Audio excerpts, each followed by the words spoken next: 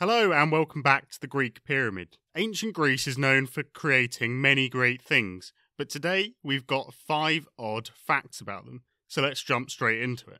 The first one is about the Olympics, and no matter what sport Olympic athletes were competing in, they would take off all their clothes and cover themselves in oil. Naturally, as you're doing any physical activity, you're going to build up a sweat, and also cover yourself in grit from the floor is going to build up on their bodies. So once they were done competing in an event, they would scrape this off themselves.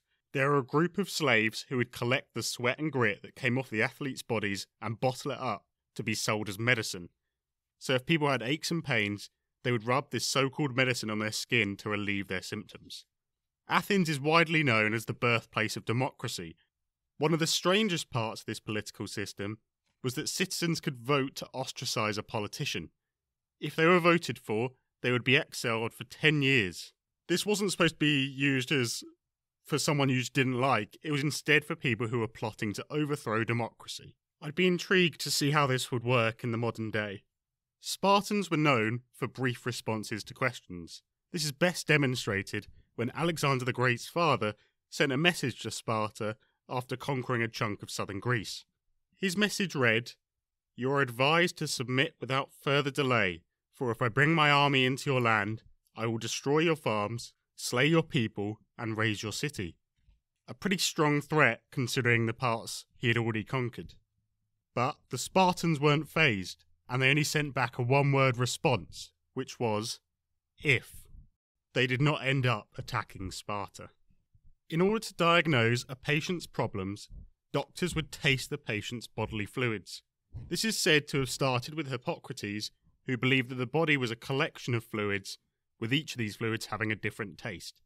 This led to Greek doctors being taught how each bodily fluid should taste, so if it tasted incorrect, they would know something is wrong.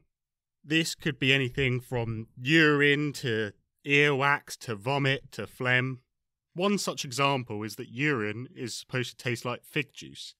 So naturally, as a doctor, you've got to take a sip to tell if the urine is fig juice-esque. Last on this list, we have the invention of the alarm clock.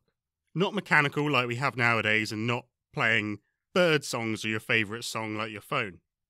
Instead, Ctesibius, an engineer, came up with the earliest iterations of an alarm clock, featuring a system of dropping tiny pebbles into a gong, creating a loud sound.